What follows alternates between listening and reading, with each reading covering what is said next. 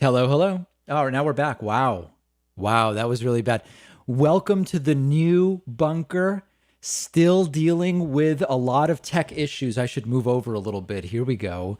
I've got my light on, and we have all sorts of different things going on. So I'm really glad everybody's here. We're standing by for that. Was actually not a joke. Sometimes I really did not know I was muted there.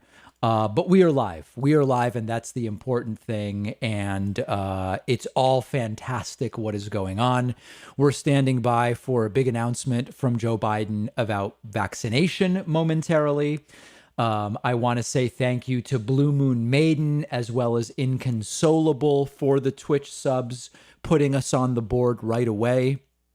I think I have super chats on screen. I think there just aren't any yet. Last time in the old bunker, it was tough to get them up on the screen. But now we do have, I think, super chats up on the screen. We are about 30 minutes from Joe Biden.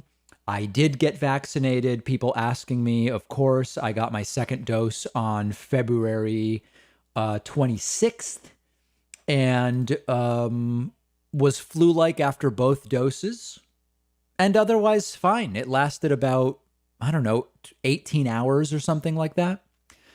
Oh, there we go. Super chat. Okay. Is that clear on the screen for you guys? Because I see it clearly, but it looks kind of weird up on the up in Streamlabs.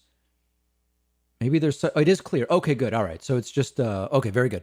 Fool in the Rain says, where are you right now and why are you in this location? I can't say, and I can't say. Oh, it's too small. Let's see if we can make it a little bit bigger. A lot of this stuff is,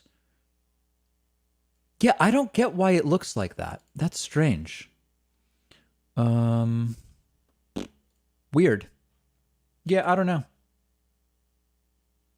It's kind of weird looking, but it is clear. Yeah, the colors are strange. There's some kind of weird reversal going on. Anyway, we're all setting it up piece by piece. And Pear sent a test super chat. Beautiful, Pear. Love it. Absolutely love it. Okay. I have so many different things to go over today. I do have Unban requests. I do want to talk about inflation. There's a big inflation headline and Republicans are going nuts, and it's really much ado about nothing, and I'll explain why. I want to look at the videos of Rand Paul attempting to confront Dr. Fauci yesterday, and it really didn't go so well. I want to look at cases and deaths, which are declining, fortunately. I want to look at vaccination, which is starting to increase again. I also want to make a really strong announcement. We are now dangerously close to 200,000. Whoa, what is that? 200. Why is this not even showing up right? I can't scroll it. What a mess. Oh my God, now it's getting even littler. Little, Liddle, as Trump says. Wow. Well, we're really close to 200,000 Twitter followers, or I am, and I am ready to commit today to doing an entire live stream wearing absolutely no socks if we get to 200,000 Twitter followers. But I don't, it's just, this is so, everything is pathetic today. I can't even get it up on the screen correctly. And somehow there's no scrolling. What a mess. Oh, there's one. Okay. Anyway, I will deal with that very strongly if we ever get, and there's no dark mode on, is there dark mode on Social Blade? I don't even know. Maybe if 10-second milestone freeze, casino mode. I don't know what this stuff is, guys. I'm sorry. This is not a professional live stream at all. To the extent any of these have been professional, this one is definitely not. Okay. All right, good. So we're standing by for Joe Biden. That is next up, and we have a lot of different things to talk about. Okay, let me get directly into, I have some of the most insane voicemails. Not from anybody that we've banned. Like there's no, Troy York. You guys haven't heard from Troy York for weeks, but he's calling every single day. I'm just not subjecting you guys to it because you have decided no more Troy York. I do have a few voicemails to play. And I want to say thank you to Herbalation for signing up via Twitch. I appreciate that. And okay, let's get right into my one unban request. This is a user named Taith Leech who said about, oh, okay, this was the misgendering. Taith Leech said on the last stream about Caitlyn Jenner, he thinks he can make California a better state than all governors before him. 3 misgenderings in one message to me seemed deliberate, so it was a ban for deliberate misgendering. The unban request is, nope, that was on me and I take the ban. Wow, this is pretty adult. That was on me and I take the ban. It was in poor taste and I apologize. Caitlyn is a sore spot in my book and I should not have done that. I usually don't say anything and my buttons were pushed before I came in. I should have stayed quiet. It was poor taste. The apology is here and heartfelt. Sorry. And, you know, they actually have a long history on the channel of completely reasonable participation. And they've been around for more than a year. I'm inclined to unban. Because they're taking responsibility and they didn't just create their account and come in and misgender Caitlyn Jenner. So I'm going to go with unban. All right. Unban and confirm. I have no problem. It's, you know, this is somebody's taking responsibility. So I'm absolutely fine with that. They have been unbanned and, that's it. Yep. Please don't do it again. Yeah, I think the warning is an important thing. Don't do it again. Don't do it again. All right. Thanks to Weslow and Tiny Aim as well for the Twitch subs. Appreciate that, guys. And yes, we will be doing all sorts of different thank yous and all of that. Everybody's very excited. Okay, let's get into the inflation stuff. Okay. So here's what you have to understand about this inflation thing. Republicans for 30 years have been saying, if Democrats get their way, all of their spending will create an inflationary spiral and the cost of everything will explode. That's been Republicans for 30 years. And inflation has been very well controlled in the United States for 30 years. The target inflation is about 2%, and I'll explain why in a moment. So today, we get this news. Inflation speeds up in April as consumer prices leap 4.2%, fastest since 2008. What you really have to understand about this is that these are year-over-year comparisons. So April prices compared to last April prices. This is what we call critical thinking. Okay, I needed to pause there for effect because it's so important. What was going on in April of 2020? We had one of the biggest demand collapses because we had COVID lockdown/shutdown/ whatever start in mid-March. April was the first major month of people started working from home, restaurants were closed, construction was shut down, et cetera, et cetera, et cetera.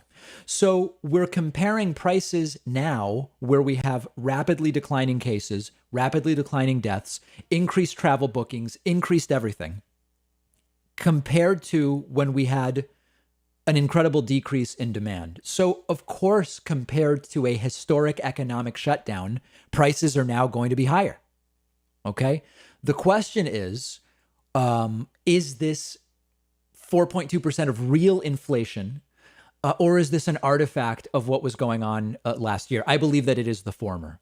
Now, there is no question that there are some aspects of consumer pricing that do seem to be more permanently going up. Lumber and a lot of construction-related products, it seems like prices are going to be elevated for some time. That may be a real increase. But Republicans, remember, Republicans have been saying the same thing for 30 years. Obama spending will create an inflation spiral. Never happened. They didn't say it when Trump did 2 COVID relief bills, but then they did say it when Joe Biden did his. And it really hasn't happened. It really hasn't happened. And as sort of like a frame of reference, I guess I would say, a lot of people wonder Why is there a target of 2% inflation? Like, why wouldn't you target zero inflation? Isn't it better for prices not to go up?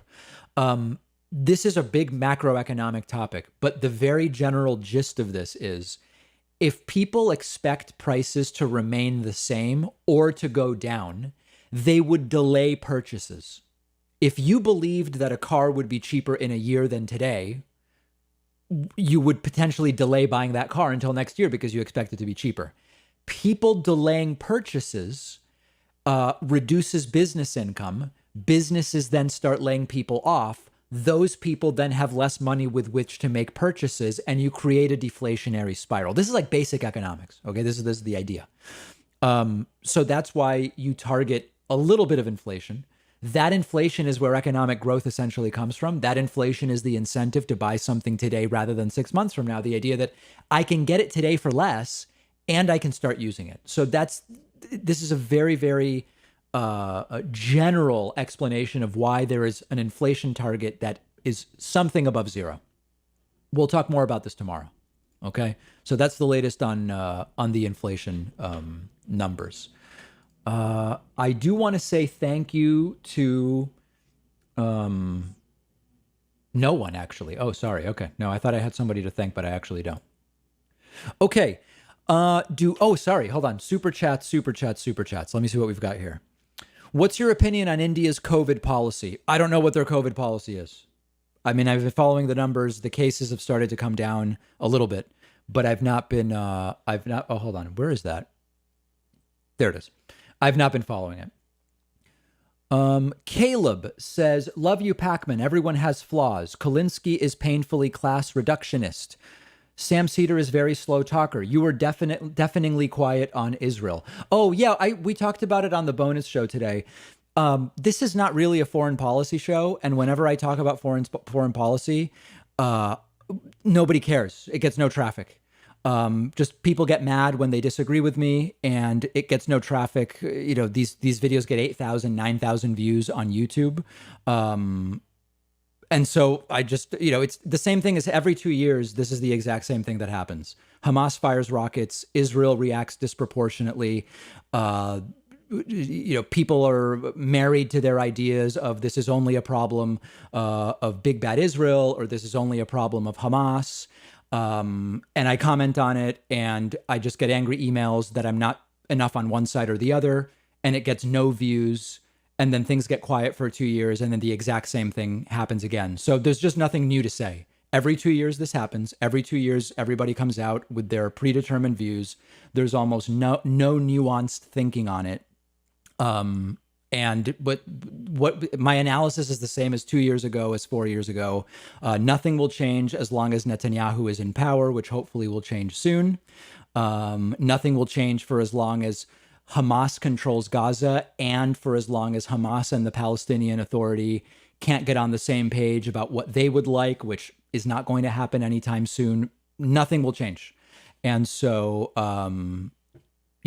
deafeningly quiet. We talked about it on the bonus show today, and my audience just doesn't really, it's not a big, foreign policy in general has never been a big topic on this show. So that's the gist of it. There's really, people seem to want something more. And the other thing I think is important to mention is whenever I've had a situation on the show where people demand I address something, it almost never is of interest to a large portion of the audience. And I can do no right on it either, where if I don't talk about it, it's a problem. And if I talk about it and have any opinion other than the one that the people demanding I talk about it have, it's also a problem. It's just sort of like, I think people looking to essentially try to like cancel me either way, either because I didn't talk about it or I said the wrong thing. I would say just cancel me, just go ahead and do it. But we have so many other things to talk about, and we will do that. Robert Brunswick says, hey, David, love your show. Thank you. Rand was equating gain of function, which is trying to make viruses more powerful, with other types of virus research like identification. Fauci says the NIH did not fund gain of function research. Yes, that is absolutely true. Let's even look at some of those clips because we have them. Let's just jump right into it. Think about that for a moment. The SARS virus had a 15% mortality. We're fighting a pandemic that has about a 1% mortality. Can you imagine if a SARS virus that's Can you imagine?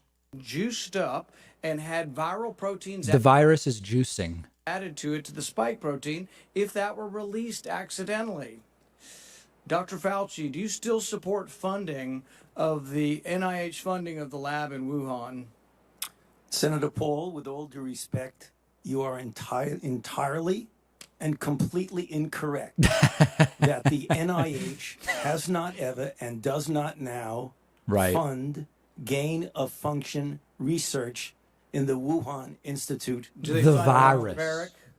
We do not fund Do you fund Dr. Barrick's gain of function research? Dr. Barrett does not doing gain of function research, and if it I think also Dr. Barrick was doing stuff on SARS-CoV-1. it's according to the guidelines, and it is being conducted in North Carolina. You don't think inserting a bat virus spike protein that he got from the Wuhan Institute into the SARS virus is gain of function? That is you would not be in the minority, because at least 200 scientists have signed a statement from the Cambridge Working Group saying that it is gain of function. Well, it is not. And if you look at the grant and you look at the progress reports, it is not gain of function, despite the fact that people tweet that. So do you still support sending money to the Wuhan Virology Institute? We do not send money now. To Did you miss the conversation? Do you support sending money? We did under your tutelage. We were sending it through EcoHealth. It was a sub-agency and a sub-grant. Do you support the money from NIH that was going to the Wuhan Institute? Let me explain to you why that was done. The SARS-CoV-1 originated like in I bats said in China. It would have been irresponsible of us if we did not investigate the bat viruses and the so SARS-CoV-1 was being studied years ago in China, and it doesn't really fit Rand Paul's conspiracy. Let's listen to one more clip. I have a full clip on this, so I won't do all of these, but it is interesting. Perhaps it would be responsible to send it to the Chinese government that we may not be able to trust with this knowledge and with this incredibly dangerous viruses. Government scientists like yourself who favor gain of function research. I don't favor gain of function. Again, it's like Fauci doesn't even have to be there because Rand's questions are not responsive to what Fauci says. Fauci addressed gain of function twice. And Rand just continues. Search in China, you are saying things that are not correct. Government defenders of gain of function, such as yourself. it's a parody of itself. All right, so we're gonna get away from that because it's just nonsense. Okay. Oh, whoa, hold on. That out of nowhere. Yeah, if you're just joining us, I've committed to doing. I would do a stream wearing absolutely no socks, maybe even no pants, although it wouldn't be on screen. If and when my Twitter gets to 200,000 followers, which may happen today, as we stand by for Joe Biden. Okay, let me get into some of these new voicemails that I have. Oh, hold on a second. I do want to say thank you to Blake Misquita. Blake Misquita just signed up for a membership on my website. Thank you, Blake. And if we do get to 100, I'll open up the phone lines right now. Don't make me do it, because I will do it. And I want to say thanks to Blake for that. Also, thanks to Technicolored, Liquid Imp, and Dave Schmidt, as well as Milo Wild for the Twitch subs. By the way, listen, if you have an Amazon Prime account and you're not doing a Twitch Prime sub, it doesn't even have to be for my channel. It should be. That'd be the best, but it doesn't have to. If you're not using your Twitch Prime sub every month that you get from Amazon as a Prime member, you're leaving $5 in Jeff Bezos' pocket that you could give to a streamer that you watch. Okay, so just make sure you're using it every month. And remember, it doesn't renew automatically. It's crazy to leave. Imagine Jeff Bezos is saying to every single one of you, if you want to take $5 from me and give it to somebody like the David Pakman Show or whoever, you can. Or leave it in my pocket. If you don't use that Twitch Prime sub, you're saying, Bezos, keep the money. Can you even imagine that? It's nuts. Okay, let's get into some of the voicemails. There's an anti-vax guy who has called a few times now. He is coming up with just insane stuff. Let's listen to that. Hey, David, it's Eric from Mass again. I just wanted to let you know that more people have died from the vaccine. More people? Who died from the vaccine? What? In the past 4 months, the COVID vaccines that have died from vaccines in the last 20 years combined. You can check that. You can look it up. I did. Couldn't find it. I'm sure you'll have some falsity or whatever. I found a falsity. Exactly. That's what happened. But all I can say is you must have great lawyers. Right. I've given you all this information, and you still keep touting these fake... All of the information from Eric from Mass, and yet I still think the vaccines work. Crazy, right? ...ass vaccines that are killing and hurting people. I mean, your legal team is probably going to be busy for months after this. I love that. Yeah, legal team. They're really busy. They're loving it. I mean, that should be something, huh? Let me know how that goes. I will. Thank you. I will let you know of any legal elements that are problematic. Thanks to a massive dump of Twitch subs. JMC Smith, Handsome Anchor, Sluggo, Owen, Level 2 Me Too, Beef Stews, as well as Thez Tiggs German's Cousin X have all grabbed Twitch subs, putting us at 17. Let me go to a couple of other new characters. Okay, so that's the vaccine deaths guy. We've gotten that out of the way. Next is, this is just marked failed troll call. That's an interesting title. Let's see if we can figure out what that is. Failed troll call. Hi, David. No one cares about your presentation of your Bitcoin message. Oh, boy.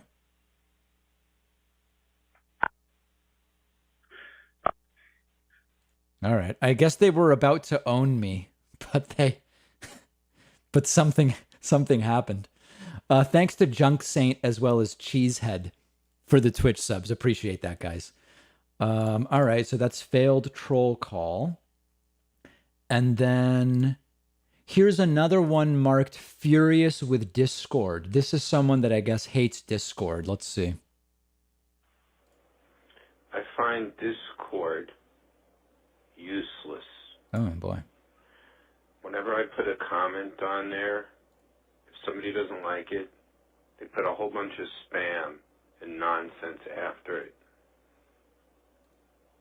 I'm attacked for just saying cryptocurrency should be illegal. It's being used for money laundering. It's being used for blackmail. It's being used to rip off governments, education systems, hospitals. Right. It's destroyed an energy network in Georgia just now. And I'm attacked. I don't know. Maybe I'm too old for this childish Discord. I'm 55 years old. Okay. And I just, it's just annoying. I don't know. I go, you have You know what's mostly used for money laundering? U.S. dollars. a lot of, you have a lot of trolls or whatever on Discord. I don't know. I thought it was for your service, for your members. This guy seems depressed. He's bumming me out. I'm not going to lie. I'm like super bummed out about my entire show based on this guy. Maybe you're into cryptocurrency. I hold some, yeah. We've gone far without cryptocurrency. It's a bunch of bullshit. All right? And your platform, you know, your videos are great. They attract people. We join memberships. And then beyond that, it's a bunch of big fucking joke. Wow. You know? Big fucking joke. Depressing. Have a good one. Yeah, that's not a boomer. That's a doomer. It's just depressing. I actually think I might have, another Jimmy from Philly message also furious about the Discord. I'm going to check that out in a moment.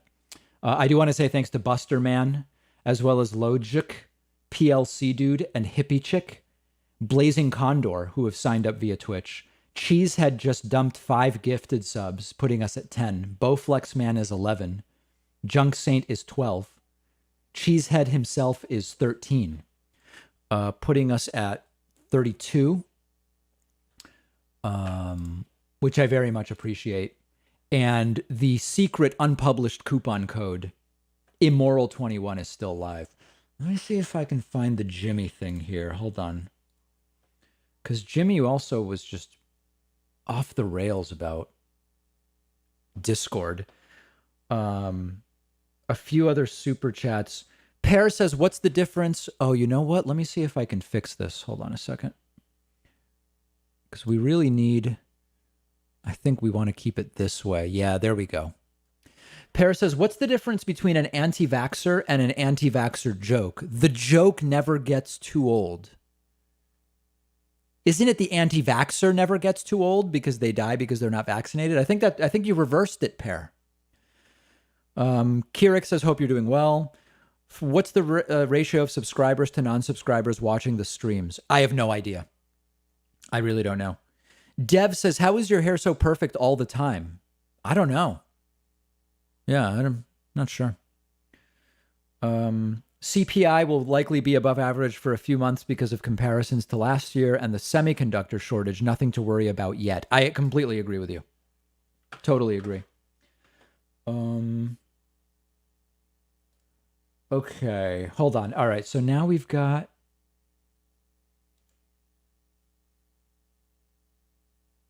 Here it is. Okay, here's Jimmy's from Philly dropping a brutal attack on all methods of contact. David, Jimmy from Philly. Fuck the contact form. Why have you made it so difficult to contact you? I went on to Discord. It's fucking Chinese arithmetic. Why do you make it easy? Why have you made it so difficult for people? The point is to make it just difficult enough for Jimmy not to be able to do it, but easy enough for like normal people to contact you. A simple fucking phone number is all it's required. Phone. Fuck this shit. I'm done. Okay. And then he called back multiple more times.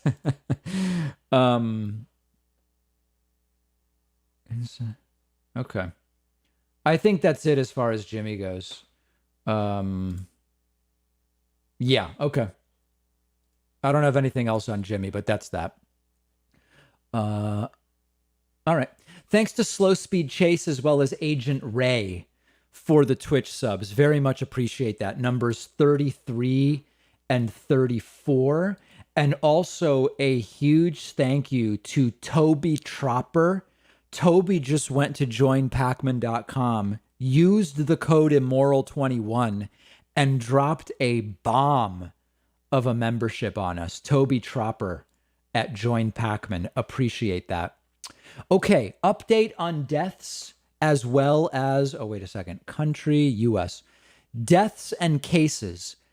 Things are continuing to go in the right direction, my friends. Okay? We have now a further decline in cases. We had this big decline. And then, oh wait, but then it went down. And then, oh no, it's back up.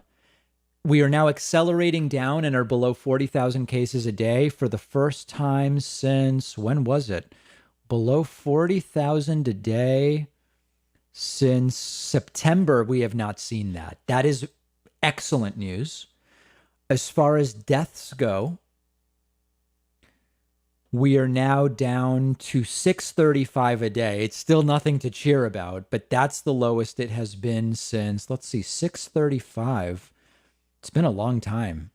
It's been about, it's been, wow, 10 months since we've been this low as far as deaths go. So that's great. And then in terms of vaccination, we got to this point right around April 12th, April 13th, April 10th, where really supply started to exceed demand. People who really wanted the vaccine had gotten it, and then it started to slow down. And we have seen declining vaccination for almost a full month. It's now climbing again. And with the authorization of the Pfizer vaccine for 12 to 15-year-olds yesterday, I believe it was, we are now seeing a resurgence of vaccination. I think things will look really good by Memorial Day. I see people saying, what about July 4th? I don't think July 4th is going to see a surge. And the reason why is July 4th is mostly an outdoor event. Almost no one is getting this outdoors. Before anyone was vaccinated, the estimates are that 1 out of 1,000 cases were being transmitted outdoors. That's before vaccination. And that was people doing really stupid stuff.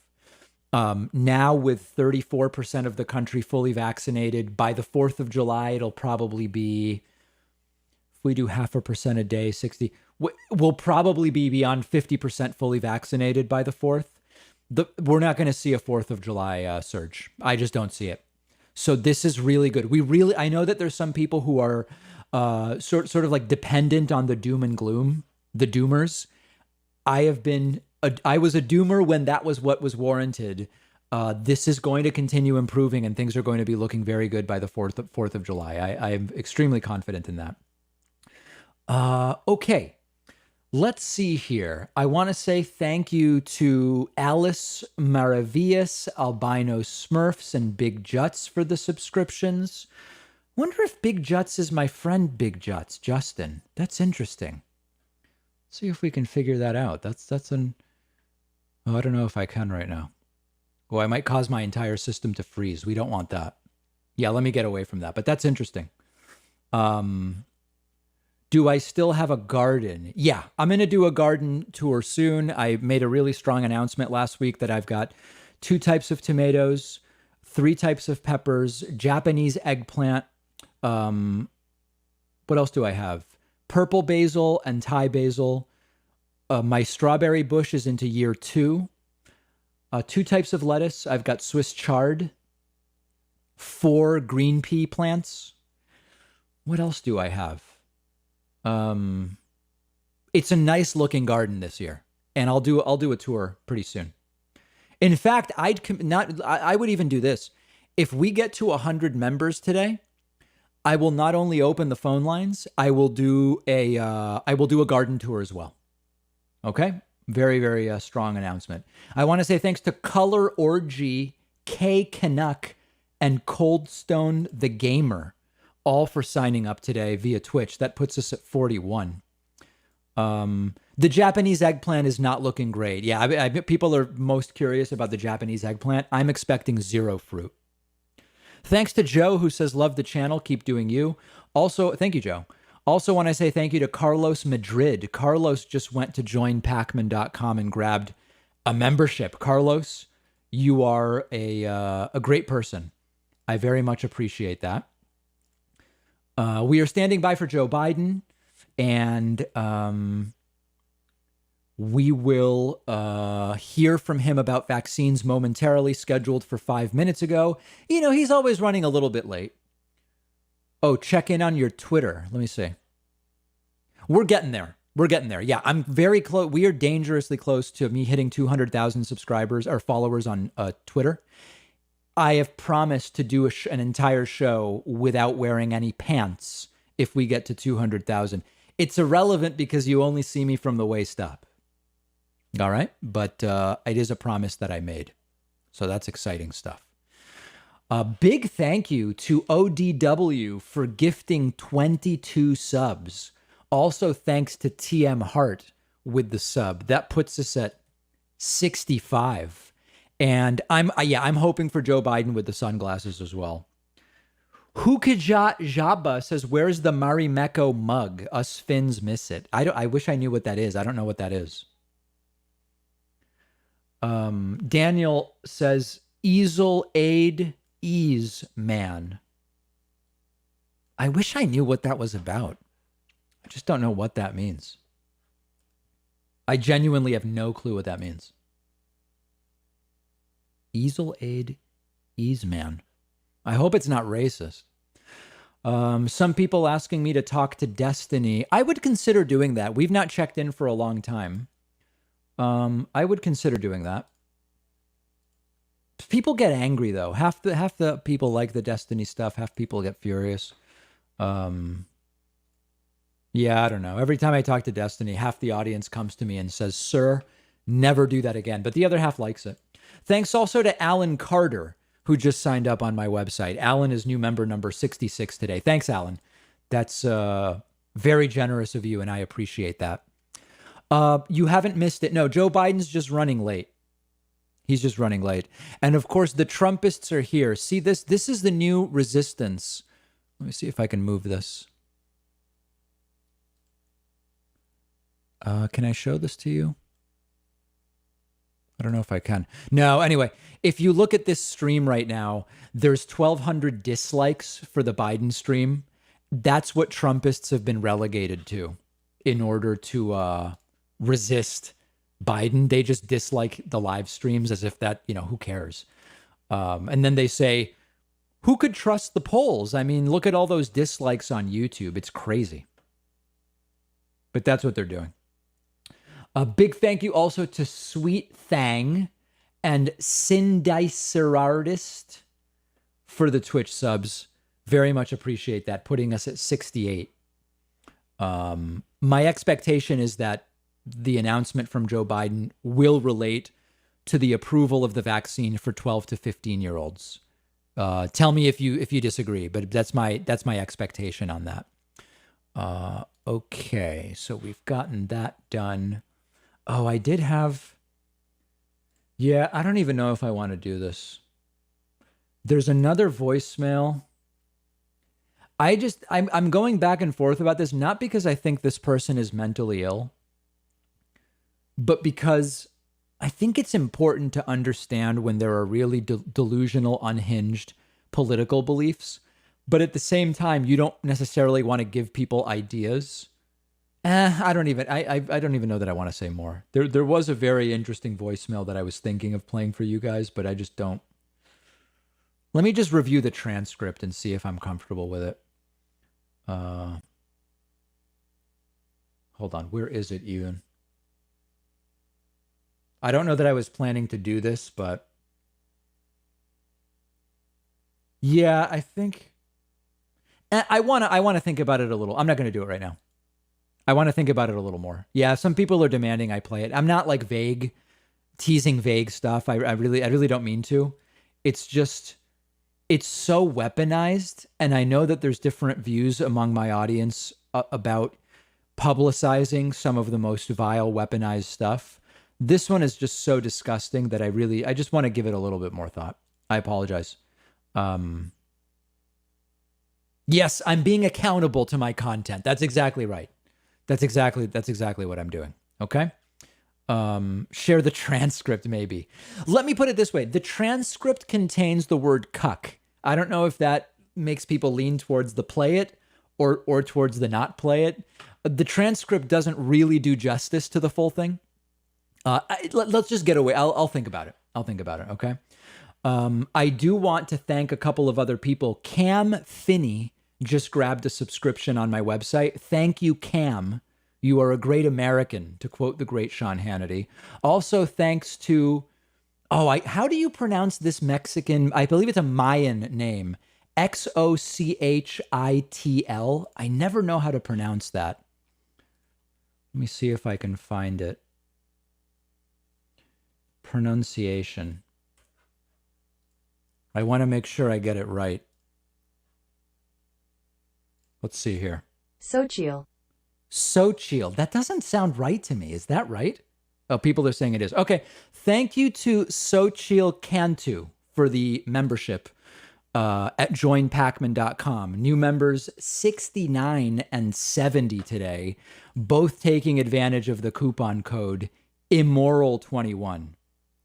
I guess it is. Let me listen to that one more time. Xochitl. Xochitl. Okay. If that's what it is, that's what it is. I want to get the right pronunciation. That's my priority. So chill. It's like so chill, but so chill. Yeah. I like that name actually. It's a strong name. I have no problem with it. A lot of people saying in Arizona, it's a common name. Interesting. All right. Xochitl Cantu. Appreciate the subscription. We should, I guess, say something about the fuel situation, right? People have been asking about the gas shortages. I saw a woman, let's see if I can actually find that. I saw an image of a woman filling a plastic bag with gasoline, which, unless mechanical physics and fluid dynamics work differently than I understand, it seems like not the best way to get extra gasoline.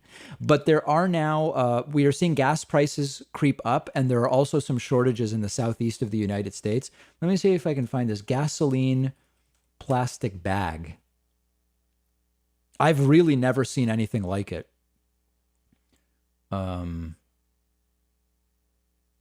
People have been using bags for gas for years. I'm not aware of that.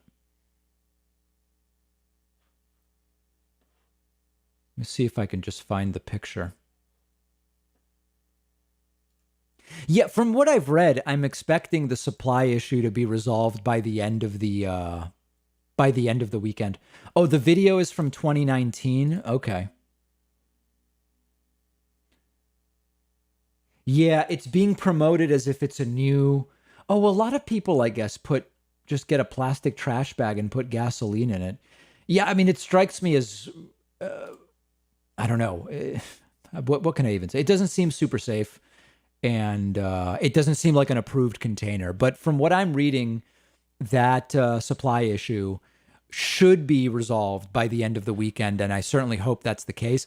By the way, I did a little thing today we did a story today on the podcast. I don't know if you guys saw that some of the New York City mayoral candidates were asked during a New York Times editorial board meeting, what do you think is the median home price in Brooklyn? Now, when I was last in Brooklyn, before I went to a different neighborhood, about 6 years ago, 5 years ago. No, wait, hold on. Yeah, almost 6 years ago. If you had asked me what's the median Brooklyn home price, I would have said 550,000 at the time. So now, I now know it's about 900,000, but if you had asked me yesterday, I probably would have said somewhere between 800,000 and a million or something like that.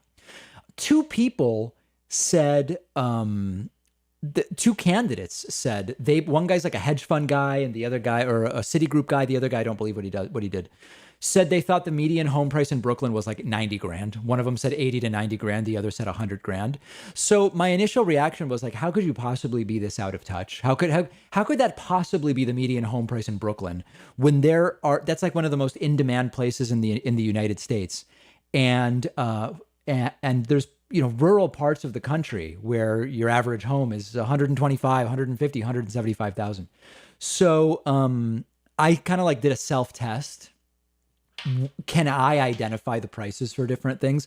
Now, I started with gas prices. I guess $3, but I really have no idea where gas prices are because I've had an electric car for a long time. And where are my notes here? And it turns out gas is at 3.008 right now. It was completely random, but somehow I got that right. So I was like, okay, I'm still in touch with that. The Miami real estate market. It's a market I'm tangentially involved in, but don't know that much about. What's the median home price in Miami? I guess 350. The real number is 398. So I'm like sort of in touch. Then I did milk and eggs. Milk and eggs is tough because after reading Michael Pollan's books, I decided I'm going to get like the hipster fancy milk and eggs because the difference is only a couple bucks and I'm not consuming so much that it's going to affect my budget. And so I get like, these pasture raised, what the hell, crazy stuff that are like $6 a dozen. But my guess on a dozen eggs was $3 and it's $2.66. So it's like I was in the market in the ballpark. And then for milk, I guess that organic milk is $5 a gallon. I never even buy the gallon because I don't drink that much. And it's actually $4. So like that's kind of close. And then lastly, I looked at, do I know what a loaf of bread costs? Bread's tough because you've got everything from like subsidized enriched white bread that you get like, factory bread all the way up to, $10 loaves at some hipster bakeries. So I said, I think the average loaf is $3 and the official rate is $2.50. So my takeaway was that those mayoral candidates are, something is very wrong. Like if I see, oh, this person wants to be mayor and they think that the average home costs $100,000 and it really costs $900,000, to me, that would make me question whether they have any idea what the average person is like sort of dealing with and experiencing in New York City. You tell me if you disagree, but if you have such a misunderstanding of what something as fundamental to life as housing costs, I would question whether you really even understand the issues the city is facing. What do people think? Agree. Most people seem to agree. What's going on here? There seems to be closed captioning coming in, but we're not even seeing or hearing anything yet. Well, we must be getting close. Yeah, people see. Insanium Girl, who says this reminds me of Bill Gates on Ellen. I mentioned that in the segment. There was this segment where Bill Gates went on the Ellen DeGeneres show, and she said, Bill, what do you think these frozen like pizza bites cost? And I think he said either $10 or $20. And it's like, you know, if a little thing of pizza bites costs $20, life is even more unaffordable than it is for many people. What is going on here? Getting some strange noises. We should be getting close. Yeah, but look, I'm not going to play it because I think the Ellen DeGeneres show is very aggressive with copyright. But yeah, it's like, no, if pizza bites are $20, then it's not going to work for a lot of people.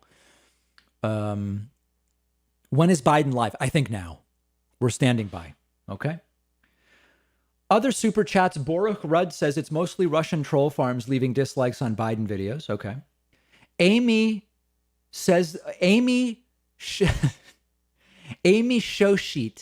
says that the Nahuatl way to pronounce is Shoshit. Amy Shoshit. Okay, welcome, Amy. Amy. Very much appreciate that. Would I ever do a podcast with Jordan Klepper? Sure. What's your favorite flavor and brand of sparkling water? No. I make my sparkling water at home. And I do plain, completely plain. And I really just prefer iced, still water. I don't know if at this point that's considered edgy or not. I make it, yeah. I make it out of thin air. You should see the things I've got going on at home. I do want to say thank you to Maria M. for signing up at joinpacman.com with the Immoral21 coupon code. Thanks to Aries Osiris for signing up, also using that code. And thanks to Gabriele Testore for signing up on my website with the coupon code Immoral21, putting us at 73.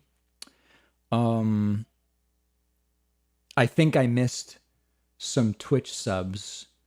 Let me say thank you to Dream, Shannon Lynn, The Notorious, Mr. Gory, Shayna, Joe Skillage, Smuggy Fwasty, Bushy Baby, Ryan the Grumpy Gay, Toluene Sam, S2 Eki, Sweet Thing I already thanked. Okay, that's 9. Putting us at 82. Yeah, some pretty strong names. Oh yeah, by the way, you know, I've read about this thing about, oh, you know, drinking ice water is bad. It's bad for this, it's bad for that. You know, it can cause, if you're all hot and you drink ice water, you could spontaneously combust. I've been able to find no evidence of that, and I love ice water. Ice.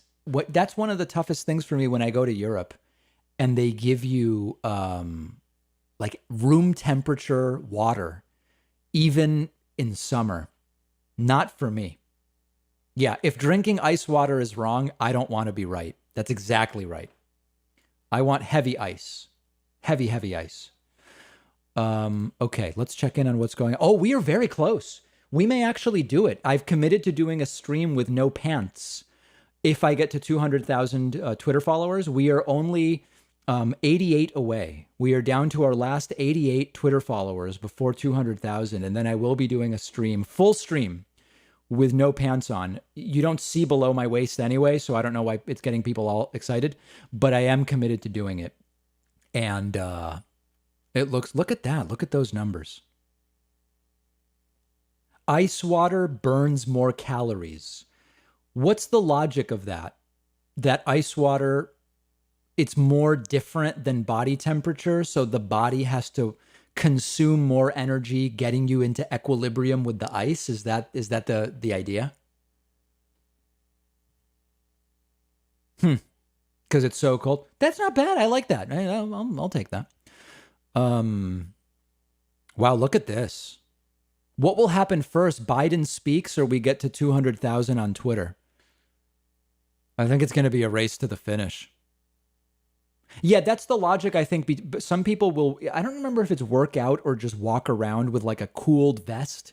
And I think the idea is your body has to work to maintain body temperature, even though you're wearing, because of the cold vest, your body has to warm something like, I think it's the same gist as that. Look at this. Wow. This is happening pretty strongly. Yeah, bathtub stream at 250K, exactly. Wow. Usually when we do something like this, when we get very close, people start unfollowing to be cute, which is fine. I think this is going to time out exactly with Biden. And there it is, ladies and gentlemen. What a moment. What a moment. You know, in the future, when you were asked, where were you when we did it? You might remember and you might not. That's stunning. Yep. No, that's very, very strong. We did it. Look at that. It's going wild. I think it's probably cooling off. Man, Biden is late, huh? It's something else. And now people are unfollowing to try to get us back below. I think we can stop counting the ballots right now. Yeah, huge dumps of Twitter followers. So drinking an entire cup of ice water only burns 10 calories relative to room temperature. Okay, that doesn't seem like that much. This is considered fraud. Or actually fraud, I would say. Okay, very good. All right, standing by for Joe. Let's get back to more serious things, like telling you some, oh, actually, no, but this actually is something real that I wanted to look at. Let me see how I can do this. I want to show you, just to give you guys a sense, I wanted to put up a hate mail, but I need to protect the identity of the person sending it. Maybe I could just paste it into a notepad. Is that an appropriate way to show you hate mail? Let me see if I can do that. I just want to give you guys a sense of the stuff I get daily. So this is Matthew. Okay, let me see if I can now bring it on here. Here it is. Okay, check this out. This is just a sampling of the stuff I get. Matthew wrote to me, hey, I got a great idea. I'm a conservative supporter of Trump, and you would be hard-pressed to find anyone more loyal than me. So why don't you interview me the next time you want to use just one person's remarks in a ridiculously weak attempt to give perspective on what all conservative and or Trump supporters think, feel, believe? What's more ridiculous, using just one person or using a 70-year-old senile crackpot who looked as if she could be Biden's long-lost soulmate? Do you really believe that one person really viewed that and believed that Mrs. Long-Lost Biden speaks for all 75 million? I don't know what this person's talking about. If you do, God help you. If you don't, and still for some reason produce this garbage, then once again, God help you. You take the cake, buddy. There is a new number one when we want to have a good laugh at the loony left. Not that we think you speak for all. That'd be stupid. What are they talking about? What on earth is this person talking about? This is like just a couple days worth, okay? Here's another one. This is Barry. Barry says, take your retarded ass back to Argentina. Don't come to this country talking your libtard nonsense. F off. Okay. Let me give you another one here. This is like special. This next one is special. This is literally from Karen. Okay. Now, you would think this was from like November when Trump was still president. It's not. It's from 3 days ago. Okay. Karen wrote to me and said, "Stop bashing our president, Mr. Trump." What? You do know China flipped votes within their Dominion voting machines, right? What? Oh, wait, your show is based on opinion and not facts. Wait until the truth keeps coming out and states prove the election was rigged. I am waiting, Karen. I am waiting. You're going to be looking for another job unless you change your tune. That's another funny one. You're going to be looking for another job. I don't know that people really understand sort of like how my industry works. Nobody can really fire me. Like YouTube could say, we banned you. Facebook could say, we banned you. Every one of you could cancel your memberships or whatever. But what does that mean, looking for another job? Trump stands for freedom in America and wants to keep our freedoms. Do you even know what was on that Evergreen ship? Now, it wasn't called Evergreen, was it? Was that ship? This relates to that ship stuck in the channel. Do you guys remember what that ship was called? I don't think it was Evergreen even. Wasn't it ever something else? Ever Given. That's what it was. Yeah. Evergreen ship. Of course not, because you're not in the military and know the facts. Now, I didn't think that ship even had anything to do with the military. Wasn't it like, sort of like a merchant marine? What does it have to do with the military? Okay. We as Americans are lucky to have Trump because he's keeping our freedoms. He hasn't been president for months. You can't even go on Facebook, which Zuckerberg paid millions to government officials all around the country to cover up the election truth, and he has ties to China. That's like an aside. Or Twitter, etc., and say Dominion or vaccine or election or Biden. That's taking away our free speech, you asshole. Report that. This is a really sick person. Gag, grow up. Research the facts. Oh, wait, you're from the age of not researching because it's easier.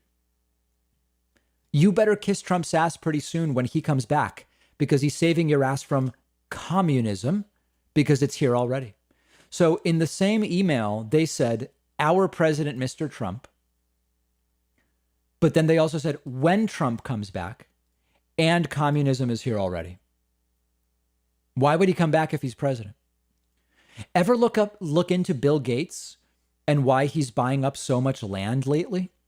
Look him up in the Evergreen ship, and you will see what good people we have left in this country just saved us from the next pandemic, you moron. Okay, everybody got that? You do know no one is or has been since Jan 20th in the White House, right? Of course you don't, you naive retard. You suck. You should be ashamed as an American because you don't know half the stuff going on behind the scenes. Now, here's something really funny. This person who wrote under the name Karen, this person has been emailing me under the name Chris for a really long time and under the name Susan. How do I know? Because of the writing pattern. Okay? So this is supposedly Susan. All right? Check this out. This email is from Karen. This next one is from Susan. It's the same person. Same person. They also write to me under the name Chris. Susan, you're the propagandist, dude. Your instinct? Listen to the interview, dude. That's your genuine problem. Highest tally of migrants since Feb 2006. You might want to listen to the interview again, Davey. There's big money in immigration law. David Leopold is really coloring your so-called intelligent premise. Listen to the interview again, Davey. What interview? JoJo is bringing in COVID, child trafficking, people who need to be sheltered at great cost, criminal elements. Most importantly, so many children have come to the U.S. unaccompanied except for their handlers, and that's my fact. She seems drunk again. Come on, man. Your hate is showing. So this time it's the opposite, right?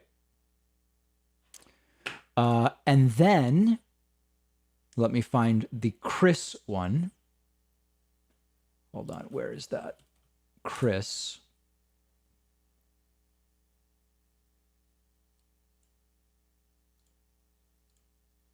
Now I'm having trouble finding the Chris one. Hold on.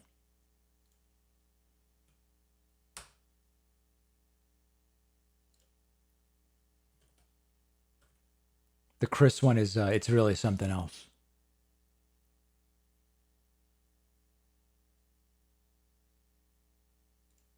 Oh, here we go. Okay.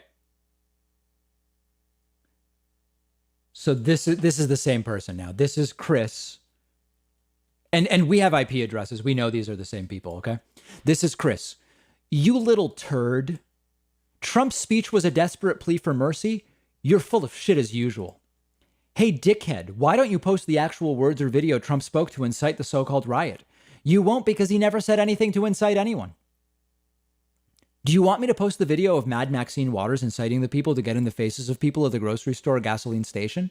Remember that? I've got literally hundreds of those types of leftist incitement videos. You got nothing, asshole. You're part of the Orwellian brainwash morons who play make-believe for power. Just because your corrupt buddies in the media have brainwashed the idiots of America, that doesn't mean one word of the shit is true.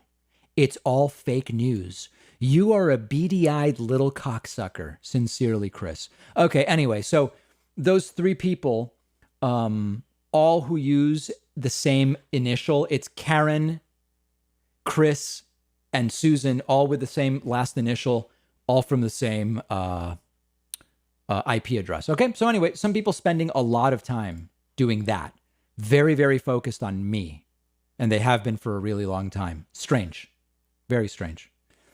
David, make an OnlyFans and upload the show where you're not wearing pants. Yeah, I don't know about that. Well, I don't even know what OnlyFans is, to be perfectly frank. Big thank you to Mano Drizzle, as well as Small Fuzzy Moss, who just gifted 5 subs. That's 6. Thanks to Remy Bucky, 7. Dream is 8. I think that gets me caught up. That puts us at 90. Also, big thank you to Christopher Cullen, who just signed up at joinpacman.com. Chris, thank you. Thank you so much, Chris. I really appreciate that. Is beady-eyed cocksucker anti-Semitic? I don't know. That crossed my mind. Is beady-eyed, is that possibly anti-Semitic? It crossed my mind, but I don't really know. I don't know what people think about beady-eyed. Possibly, no.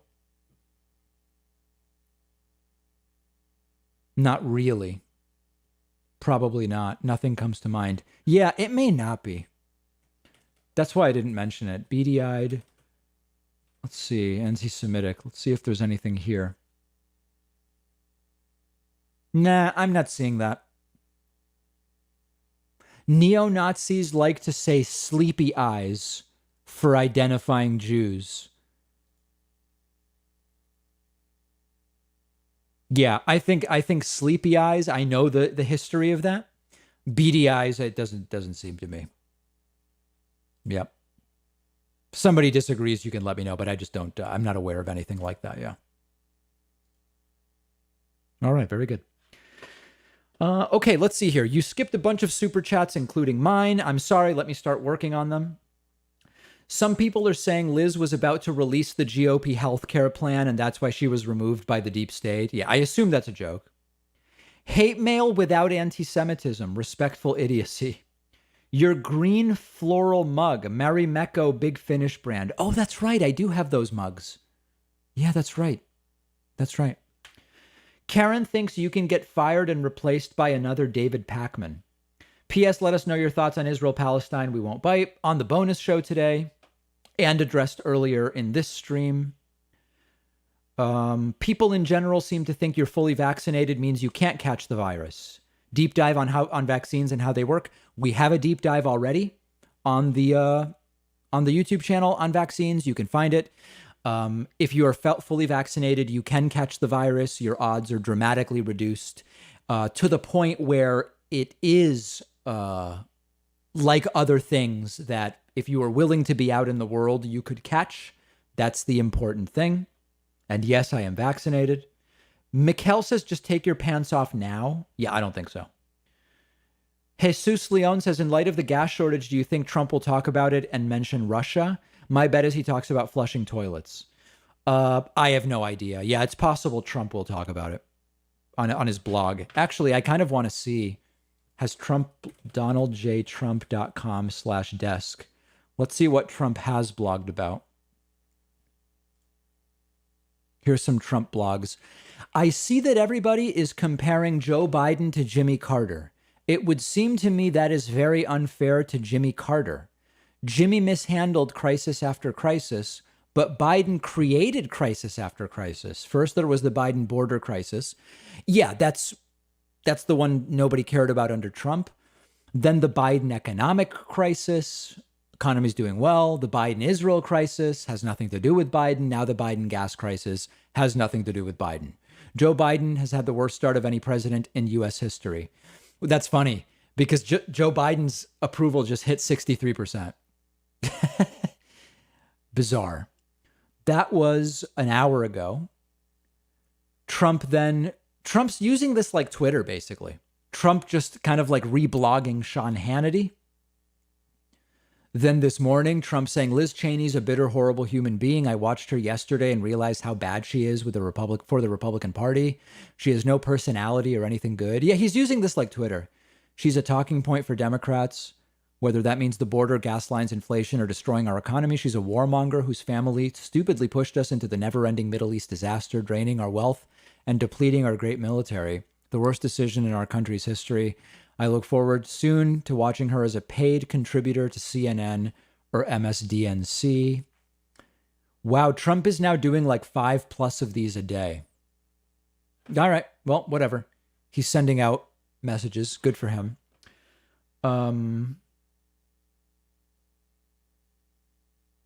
Ryan says, I'd like to hear more of your thoughts on idealism and pragmatism, fighting for progressive policies, and Dems capitulating for incremental changes.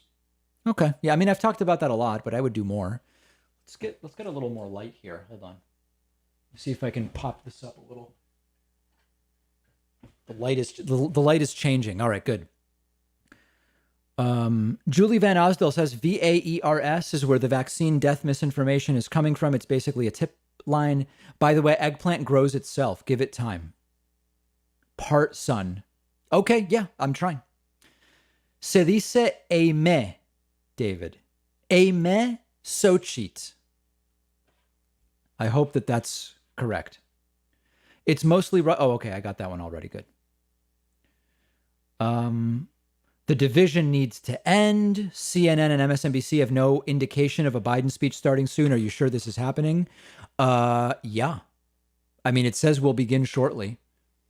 And it's on Biden's, as far as I know. Let's check the Biden schedule.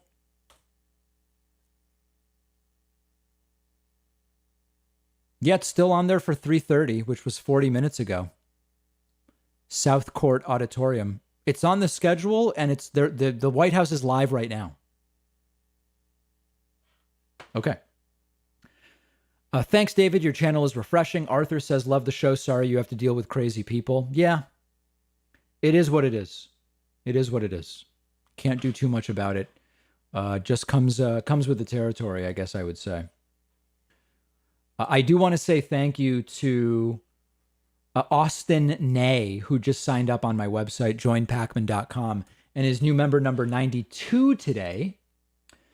Also, thanks to R2 Magnum, Kalinas, 13th Hour, Gordon Z. Hall, African Farmer, Finn's Fan, Jeantourage, and Liquid Ice. That's 1, 2, 3, 4, 5, 6, 7, 8.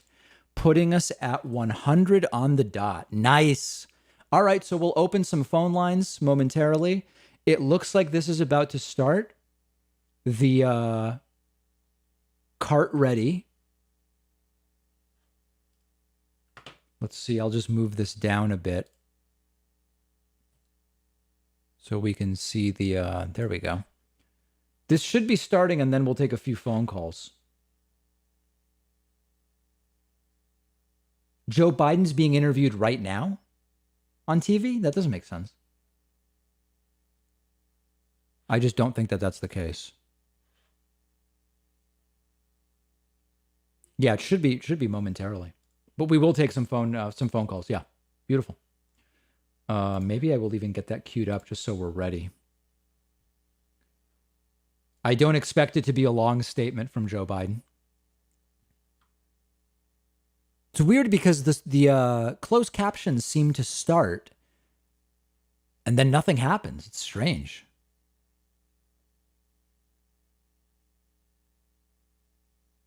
Yeah, I'm not sure. But the White House wouldn't be live if Joe Biden was not about to speak. Ah, here he is. Very good.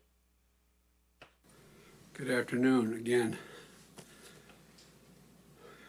Tomorrow, we'll cross 250 million vaccine shots administered. Shots. Since I took office. I think it's a pretty consequential achievement for the nation. I promised I'd keep you up to date every 50 million shots. Today, I have an important update.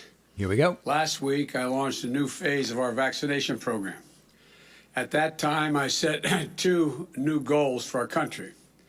The first was getting 70% of adults their first shot by July the 4th.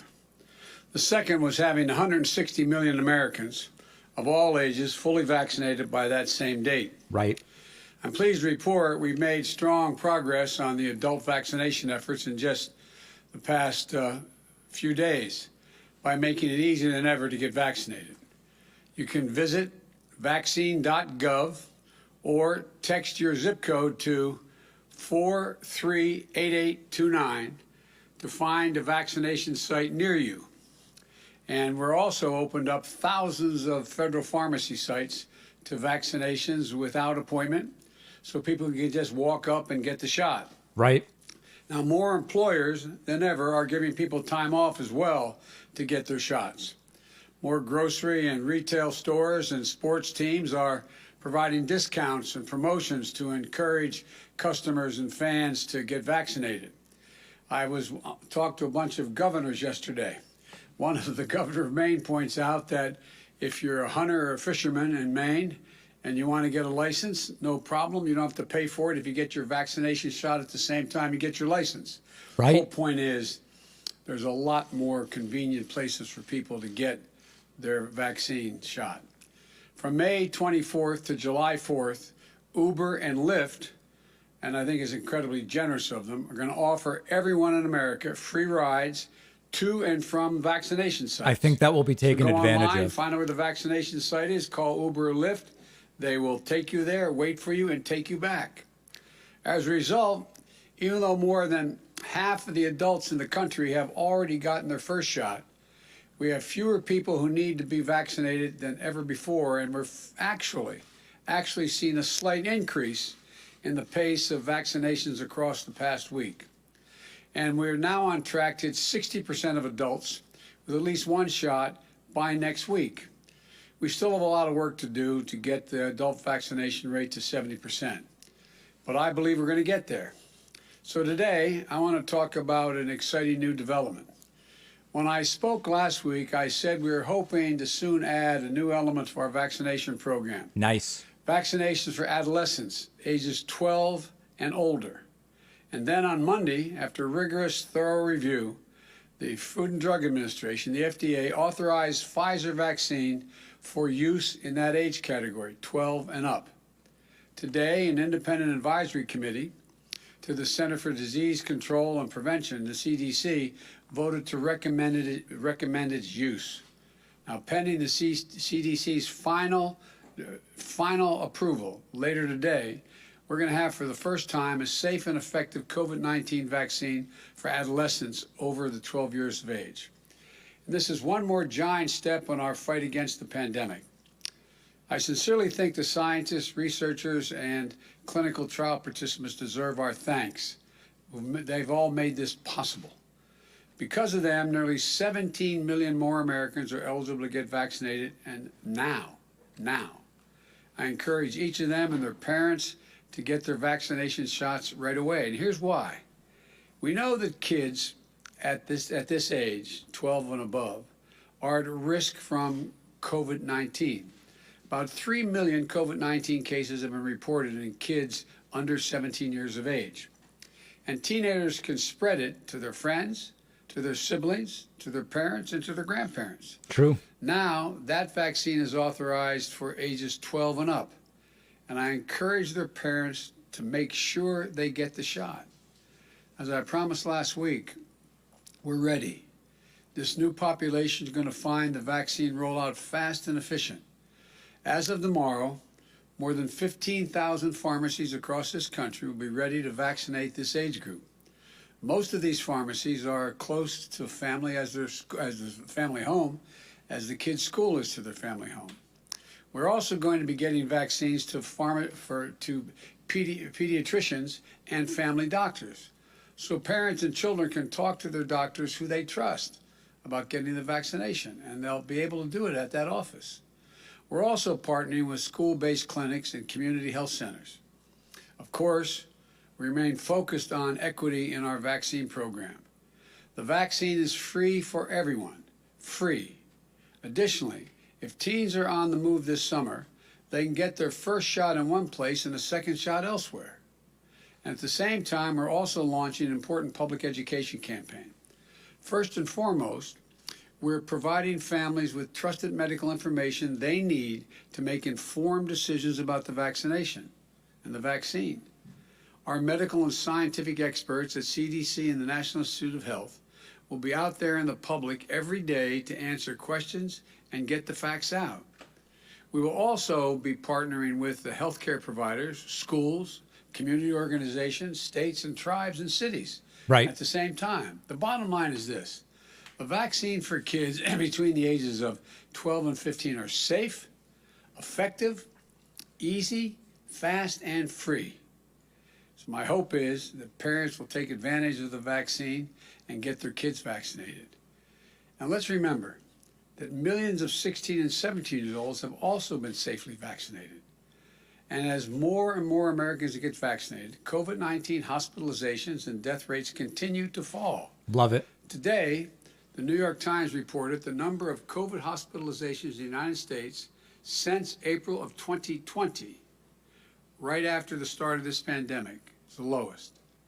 Safe and effective vaccines are curbing the spread of the virus, and they're saving thousands of lives and allowing millions of Americans to start returning to closer to normal life.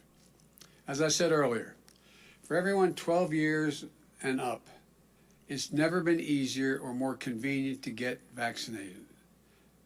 Visit vaccine.gov to find out where, or text your zip code to 438829. That is 438829. I Text like your it in zip code, 3 that sections number, of 2 and digits. you'll find the closest vaccine facilities to you at that moment.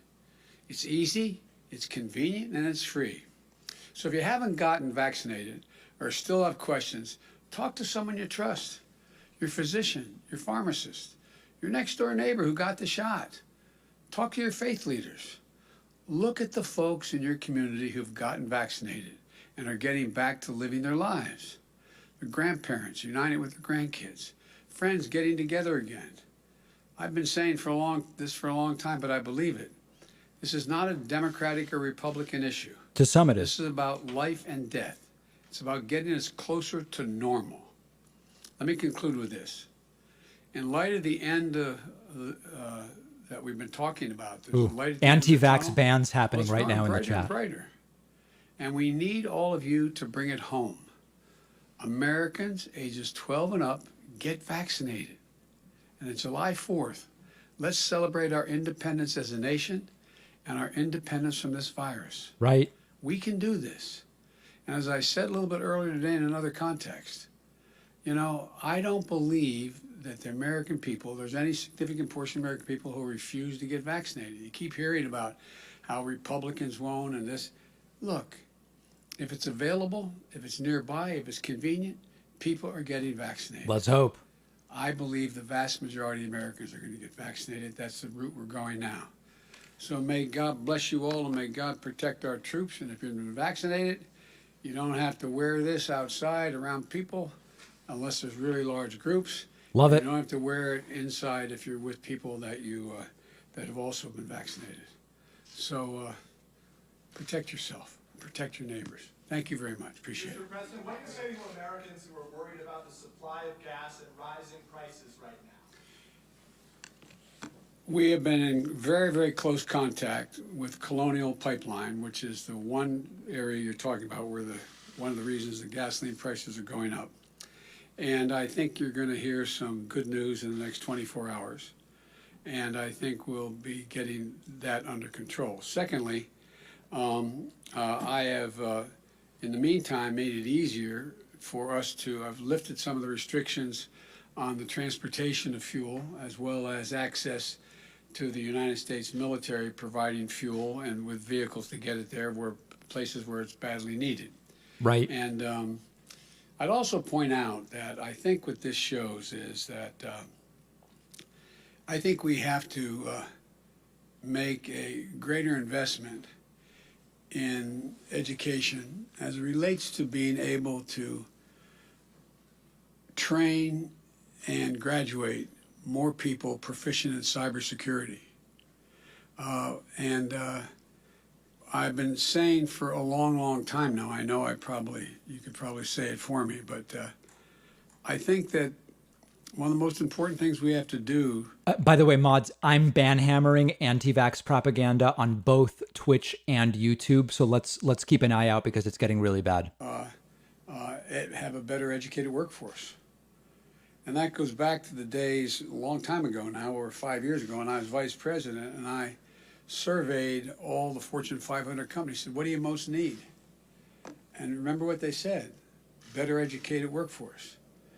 But they're not spending money to educate the workforce. And but it's important that we do this. And the cybersecurity piece is one I think you're going to see where we need significantly larger number of experts in the area of cybersecurity. Without a doubt. Working for private companies, as well as private companies being willing to share data as to how they're protecting themselves. I think that's part of the long-term answer, not just in terms of energy, but across the board. I know that's not a direct response to your question, but it does impact on it, I think, down the road. Are you concerned about the violence in the Middle East, and can you talk about what conversations you have had with officials there? My national security staff and defense staff has been in constant contact with their counterparts in the Middle East, not just with the Israelis, but also with everyone from the Egyptians to the Saudis to the Emiratis, et cetera. And I had a conversation with Bibi Netanyahu not too long ago. I'll be putting out a statement very shortly on that. My expectation and hope is that this will be closing down sooner than later. But Israel has a right to defend itself when you have thousands of rockets flying into your territory. But I had a conversation for a while with the Prime Minister of Israel, and I think that my hope is that we'll see this coming to conclusion sooner than later. Thank you. What's your take on the end of your meeting, sir, where you All right, Joe Biden taking a couple of questions. Which one of the 12 I've had? Infrastructure, sir, and in particular. You guys are bad. I'm not supposed to be answering all these questions. I'm supposed to leave, but I can't resist your questions. I came away encouraged, but I want to make it clear to you. I'm encouraged not just because of a solid meeting with the Republican leader in the House and with Mitch, or whatever his Senator name is, McConnell, who I've known a long, long time and work with. I've been meeting with bipartisan leaders for a long time now. I've met with gosh knows how many. I mean, and there's more than one single group. There's bipartisan groups made up of 10 to 20 members. There's been groups that I met with. For example, I met with yesterday with Kristen Sinema. I thought that was and she purported, and I believe her, to speak for some of the her friends who are both sides of the aisle about how to go forward with infrastructure. So I'm encouraged that there is room to have a compromise on a bipartisan bill that's solid and significant, and a means by which to pay for it without dropping all of the burden on middle class and working class people. Look, what's the one thing people are concerned about with the gas? Gasoline prices going up. Exactly right, and it matters if you make $40,000 a year. It matters if you're a two-family person that making $80,000, $90,000, two wage earners. It matters. And what I don't want to do, and this will be another discussion we didn't get into today, is how to pay for it. And if everything is paid for by a user fee, well then, the burden falls on working class folks who are having trouble. We're getting them out of they're coming around, but this has to be a burden shared across the spectrum. Anyway, thank you guys. Should Americans be worried about inflation, sir? Okay, that one's going to be the last one. So there goes Joe Biden with a very, very strong announcement, and we learned many, many different things there. I'm going to take your calls in a moment, but let me first check in with Stephen, Kenneth, Destiny, Bunnell. The second, people have been demanding it, and I want to see what's up with him. The live Twitter count is still going, and it's going pretty wild. Let's see if we can get a hold of Stephen here. Camera, microphone. Let's see. Stephen? David?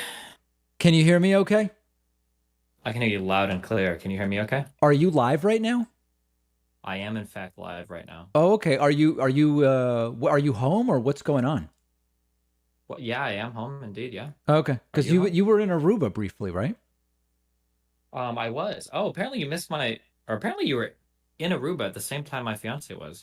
I think I overlapped with Melina Destiny Bunnell II by like a day, but we didn't know it.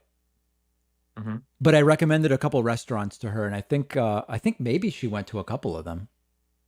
Maybe, yeah. The food there was actually pretty good. I'm not gonna lie. It's not anything like special local, really, but it's just like there's some good restaurants if you know where to go.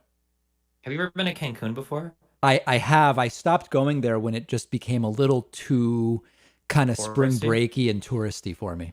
Yeah, I don't know if it's because I tried for the first time to go to like an all-inclusive resort. Oh God. Oof. Would not recommend. No. Yikes. Yeah, I learned my lesson on that one. Yeah, you don't want to do that. No, but no. What any particular place in Aruba that you liked? I don't remember. I don't remember. We stayed near kind of like a lot of the hotel. Oh, hello. Restaurant, kind of like sorry. It's an Italian place. Hold on, I just missed what you said. Are you talking about Gianni's? It might have been called that. Okay. Everybody takes a picture there at sundown, like literally, like everybody lined up to go, like ask the staff to take pictures of them, and you're like, you have to drive around, kind of. No, I don't know what that is. That's not ringing a bell to me now. Okay. Cheers. Well, I mean, oh my goodness, and our connection today is sort of very so-so. Hello. Oh man. Deepak Pacman? I'm here. Oh, are you okay? Yeah, I don't know why we're having a connection issue. I have a pretty strong fiber connection today. So for once, I don't think it's on my end. I don't know. Oh, wow. Yeah. All right. Wow. Well, I'm sorry to hear that. So what's new kind of in your space, I guess? In my space? Yeah. Nothing really. I don't think. Oh, are you focused more? Are you going back towards gaming a little bit because of the toxicity of the political space, or what's up? I always kind of just go back and forth and everything. You know how it goes. Yeah. It just depends on what's going on. And are you in like a horrible disagreement with anybody right now that's become completely toxic? Not right now, actually. I think I'm just kind of chilling. That's good. And are you doing any debate stuff or any in-person stuff? I've done a few recently, not in person, but well, actually, wait. I went to Kenosha to do like a debate panel thing, which was kind of interesting. I got into a little verbal fight with Jack Pozibic. I don't know how you pronounce that guy's name. Oh my goodness. It's like Pasobic or something like that. Yeah, man, what an idiot. Hey, by the way, really speaking of which, the Richard Wolff thing. You know, Richard Wolff is my professor at UMass a long, long time ago. Oh my God, I'm so sorry for you. But yeah, I felt like a lot of the debate was a discussion about what the debate was not about. Was that just my interpretation of it? No, it kind of felt that way sometimes. Yeah, like I would check in and it would be like, here's 12 things that aren't feudalism. Here's 15 things that aren't communism. You know what I mean? Yeah, definitely got that impression for sure. Yeah. Do you think there was like a clear winner in that thing?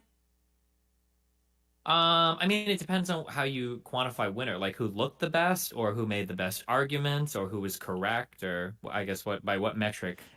Only from a rhetorical point of view. Like, these debates are basically performative rhetoric. So I don't, I'm just saying, like, who do you think came out looking the best? I mean, people are going to accuse me of being biased, of course, but I would say definitely me. Is that right? The reason why is I can usually tell when people think I perform really well, because everybody will be saying things like, oh, this was a mistake. Oh, you shouldn't have done this. Oh, blah, blah, blah. And a lot of people were getting mad at Lance, the surf, saying that it was irresponsible for Richard Wolff to talk to me because it was beneath him and blah, blah, blah. And generally, like, if I'm reading a lot of comments like that, it's because they feel like their guy did bad, but they don't want to admit it. So. Jesus, what a toxic space this is. That's just, I don't even know what to pick out to react to from that, but this seems just completely toxic. Yeah. Welcome to the internet politics. Wow. Impact. All right. Well, otherwise things are, and the whole, like, you renting a streamer house, that fell through, right? That was never going to happen. Why would I ever waste my time or money renting a streamer house? No, but there was a time when you and I spoke on stream about how you were looking at getting some property and having different streamers live there or something. Oh, well, it's, we'll say it's still in the works. Okay. Oh, okay. Jeez. Mm-hmm. This wasn't like a secret. I mean, this was on a live stream. I don't know. Oh yeah, maybe. Okay. So how's your stream been today? It's been solid. We just watched Joe Biden make an announcement about 12 to 15-year-olds can get the vaccine, you know? Oh, well, that's pretty cool. Yeah. You're vaccinated, right? Got the first one. Second one coming soon. And did you have any side effects, or you were all good? No, pretty easy, I think. Maybe for the second one, people say sometimes. Yeah, no, people are talking. Well, good. I mean, I don't know that there's, is there anybody on the left right now that you are particularly enamored with that you think is doing a good job? Because usually you have a lot of complaints. I usually say, you know what? Usually when people ask for recommendations, I say, Deepak normally does a pretty decent job. Well, other than me, I'm flattered by that, but other than me. In terms of large figures, absolutely fucking not enough. But it is what it is. Any elected official that you're liking right now? Any elected officials that I'm liking right now? I don't know. Everybody's fighting recently over the stuff that's going on recently. I don't know if you guys have covered any of that. Yeah. Yeah. You know what? Here's a question I have for you. I'm kind of curious.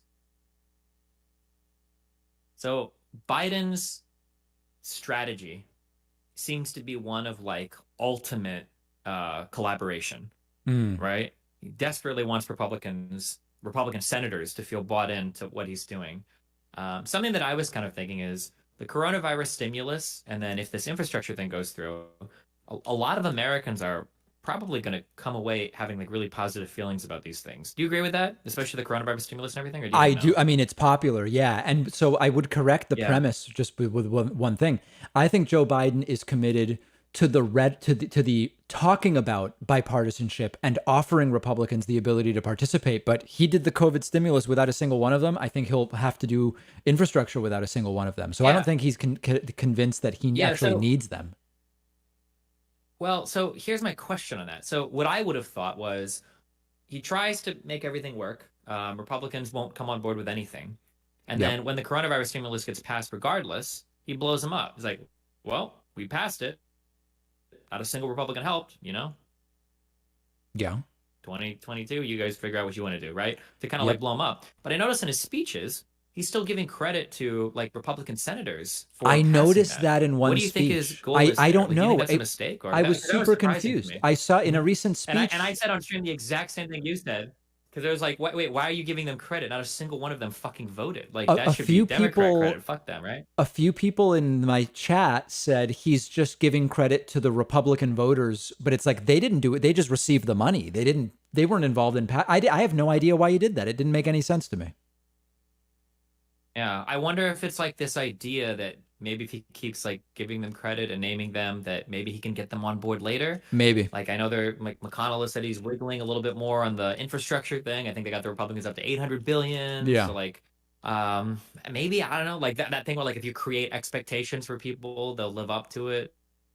It's possible, but it just seemed very. I couldn't explain why. Yeah, I he don't know. did it. That was surprising to me. Yeah. No, I agree with you. I agree with you. All right, listen, we're on kind of a delay, so I'm gonna let you go because my audience is getting ripshit. They want to call in and stuff. But Hold on, David, Deepak. Yeah. I gotta ask you.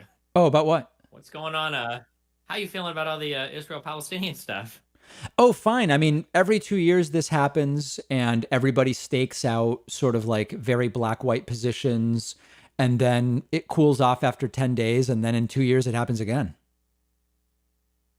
What do you think? How do you feel about Yang's statements about everything and the internet's reacting to it? And I have Bernie like a 10-minute rant about it today on my bonus show. I mean, I think it was like he seemed to genuinely have no idea the shitstorm that he was obviously going to be on the receiving end of when he tweeted that. And then he puts out this letter, and the letter is sort of like, does it really clarify anything? Probably not. But honestly, my pragmatic take is I don't think it's going to make a hell of a difference in the mayoral race in the end of it. Like ultimately what, New York is experiencing business busts from the pandemic. Cost of living and housing prices are off the charts, public transit, schools, et cetera. I just don't think it's ultimately going to make any difference. Yeah, I agree, of course. Okay, so no hot takes. Nah. What do you think? What do you think the solution is?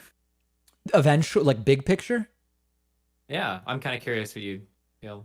I've been an advocate for a two-state solution for a long time, which will never happen for as long as the two sides are Netanyahu and a split Palestinian Hamas plus Palestinian Authority. I just don't think that will ever lead to a sensible outcome. Just when you say two-state solution, like what does that imply in terms of like government structure and everything? Or are there different like thoughts on how this works? Well, I mean, it's going to be one Palestinian government, and you have to make the territories contiguous in some way, closely aligned to the 1967 borders. The one Palestinian government can't be Hamas. I mean, there's no possible way that that's going to be the case. And it'd be one government and sort of with the 67 borders as the framework. What do you do if this is really complicated? And if you have got to move on soon, that's fine. What do you do if you hold more elections in Palestine? So you get a unified Palestine, and Hamas ends up winning elections again. What do you do at that point? Well, you just, okay, we're going back on this, or I don't think that will happen. Actually, if you have a West Bank plus Gaza and East Jerusalem that is all voting I just don't think it'll happen. But certainly if you keep, Hamas keeps winning in Gaza, although there are questions as to whether that is a completely free and open way of doing it, and that really reflects the will of the Gazans. I question whether it does, but I just don't think the numbers are there if it's West Bank, East Jerusalem plus Gaza. Yeah. Do you think that are Israelis in general, do you think they would be okay giving up East Jerusalem permanently? Man, that's really tough. Two-state solution without Hamas was reached? I I believe that an eventual two-state solution will not have an Israeli East Jerusalem. So I don't know if I'm not like really answering the question in the way you're asking it, but I think that there is not going to be a workable two-state solution if East Jerusalem is not likely the capital of that Palestinian state. Yeah.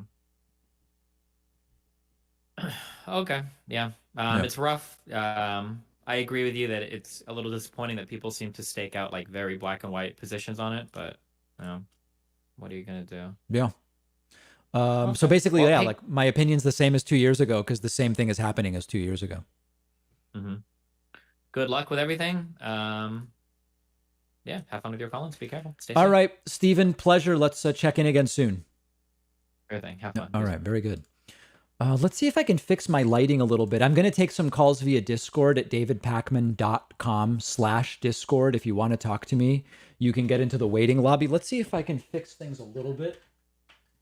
Just because things are getting a little bit kind of weaponized lighting here. Let's see where we have people who want to chat. I promise to do it, and I keep my promises, right, everybody? Let's see. All right, let's talk to Aiden from New York. Aiden, you're on the air. Hello. Hello. Can you hear me? Yes, I can. Hey, how you doing? Doing well. I'm actually very nervous now. Oh, you're doing great. Don't worry. All right, yeah. So, this may be a little off topic off your stream, by the way. What's your opinion on, should we have some form of college loan reform, any possible way? Sorry, did you say student loan reform? Yeah, student loan reform. Yeah, that's what I meant. Sorry. Yeah. So, I mean, listen, I have said before that in terms of just like paying off student loans, student loan forgiveness, I'm open to some degree of forgiveness, but I don't think that there's a good case for just paying off everybody's student loans, period. I've just not seen a good case made to do that. And I also don't think it would solve the problem of the outrageous cost of college. And in fact, it may perpetuate the problem. So I think we need to really dig into the cost of college, and we need to look at degrees and industries in which wages have simply not kept up with the cost of the degree. Yeah, actually, I know my family, some of my cousins, when they get older at college, they may not be able to afford college, so Yes. it's a big thing for me. I think increasingly people will forego college, and that will cause a split where if you skip college, but, you know, your parents are entrepreneurs or whatever, and it's not a field where you need a degree like medicine or law, you're going to do fine. That's the reality. And for people who don't have that privileged position, they won't be able to afford going to college, and they won't, and they'll end up, in worse shape as a result. I believe that that's going to happen. But I thought that, the economy changing so much where you need a college degree, you have to go to college. I think there's going to be pushback. I think there's going to be a reversal on that, and you're already starting to see it in some industries. Yeah. Interesting. Also, I'm actually from New York, and the big Mariel for New York City. Who do you think you prefer to win the election? I don't know about prefer, because I don't vote in New York right now, and I don't even know all the people that are running. I think the numbers are looking very good for Andrew Yang, although there's a lot of undecideds right now. So if a lot of the undecideds unite behind one person, they have a very good shot. I mean, I know he's not going to do the universal basic income. He was campaigning. Yeah, I don't think he'd be able to do that in New York, because I know New York's a rich state, but we wouldn't be able to afford it. I don't know about that. I don't know about that, but I don't know that he's planning to do it. Yeah. Yeah. And don't think I really had other questions. So. All right. Thank you, Aiden. Great to talk to you. There is Aiden. Let's now talk to, who else do we want to talk to? Let's talk to Niyi from Madrid. Niyi, you are on the air. Hey, hi David. That was perfect. Actually, you pronounced it very well. Thank you. Yeah, hi. So I kind of not to go back on the whole Israel-Palestine thing, but I'm actually Black British. I'm Nigerian, and like on social media, you have all the Black Lives Matter stuff, and like you mentioned, people are taking very black and white stances with this current issue, and it kind of I feel a lot of pressure to kind of put my stance as well, but it's not really. There's a bit of grey there. It's not quite the same as racism.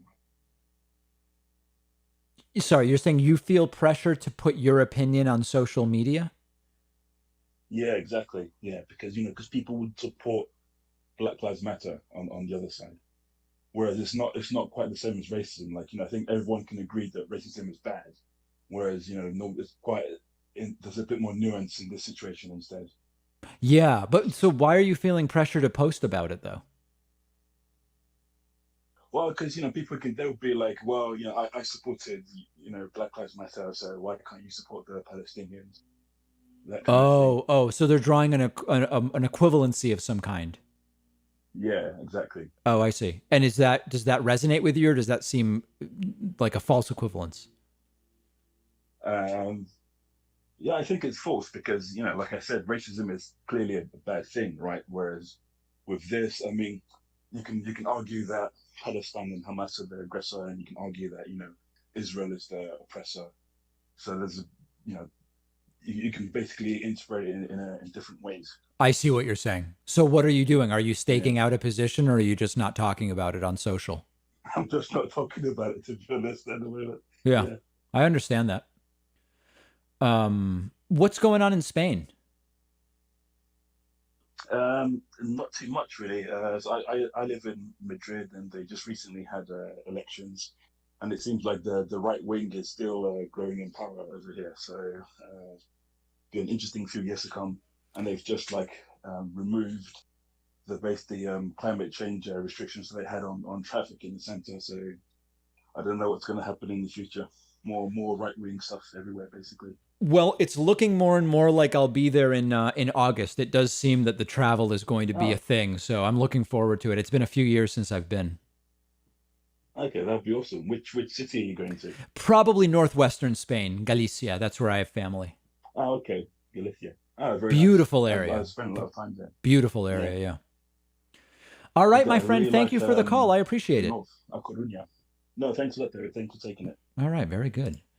Let's see who else we've got wanting to jump in today.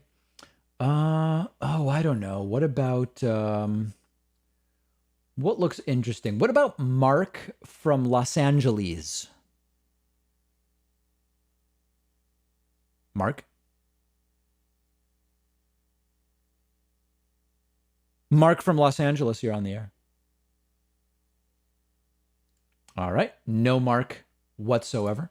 Let's try Kevin from Seattle. Seattle, you're on the air.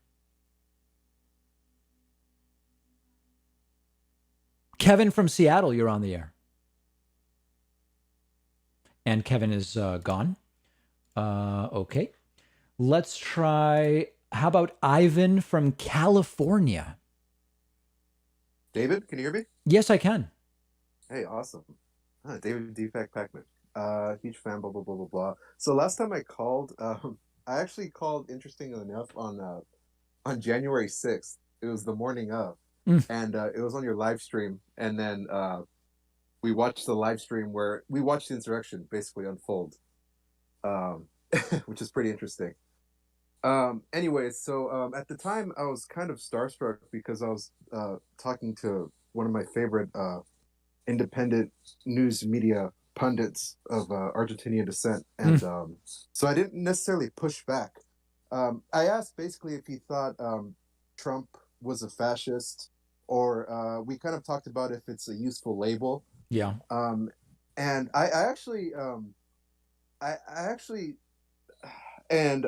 do think he was. I think it's pretty fair to call the Republican Party fascistic. I mean, when you look at the kind of the way they rally around one leader and an open disdain for democracy, things like that. What do you think? Is that salient, or do you still disagree with that? Yeah, there's fascistic. I mean, listen, they are not fascists in practice. I think you can say this is the problem with just arguing about labels. Like, it really doesn't change what it is or what we need to do about it. It's like they have authoritarian leanings. They're extremely nationalistic to a fault. They are fascistic in some of their ideology. Yeah, sure. I mean, again, it's, depending on what the goal is, we would contextualize this based on what we're trying to determine. But yeah, sure. I guess you're right. Okay, awesome. And another thing, so I got really into politics during the 2016 election cycle, and that's when I started to read the newspaper and all that stuff. And so I've kind of heard this over the years, but is the are we like uniquely polarized over the last few years? Is that something that's kind of been increasing, or is that something that, as someone who's been following this stuff longer, that everyone in their generation always feels that they're polarized, or are we in like a unique situation in the last few years or so? For the last 20 years, you've seen lots of people say this is the most polarized we've ever been. Now, it's possible that we've just become more and more and more polarized over time, and so that it was correct all along. I think that I can't say whether the country is more polarized than ever, but what I could say with some certitude is that the vast majority of the political discourse is about the differences rather than the points of agreement, which makes sense. It makes for better TV and it gets people more riled up. So I think that focusing on the polarization has become more present. Whether it's actually representative of more polarization or just the polarization is more visible, I don't really know. Interesting. Okay. Yeah, it's something interesting I was thinking about. Yeah. One last quick thing, if you don't mind. Sure. Very quick. Would you ever, or have you ever thought about reaching out and trying to be on Bill Maher? Because he's pretty okay on a lot of points, but he kind of accepts some really bad talking points, like with like cancel culture and stuff like that. And I think it'd be cool to have a progressive on there. I would appear anytime. I've never been invited, but I would be glad to appear anytime. Interesting. Okay. Yeah. Thank you. Peace and love. Peace and love. All right. Peace and love. Thank you very much. Okay. Let's talk to, why don't we talk to Beppers from Minnesota? Beppers, you're on the air. Oh, hello. Hello.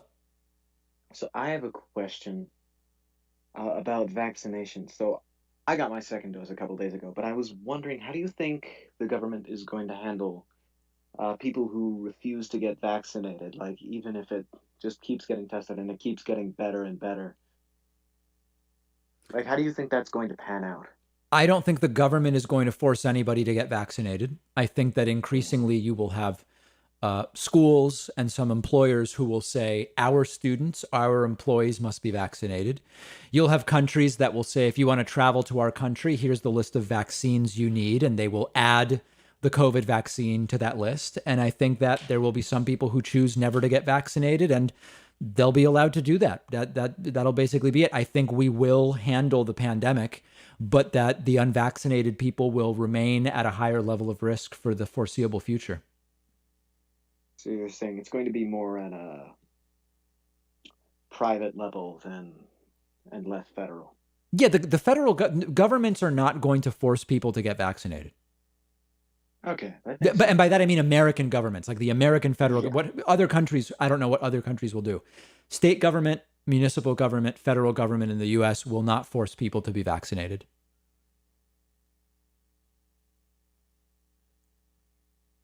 Hello? Okay. Beppers from Minnesota. There it is. Let's go next to Dank from Washington. You're on the air. Hello, Pac-Man, long-time listener, first-time caller. Thank you.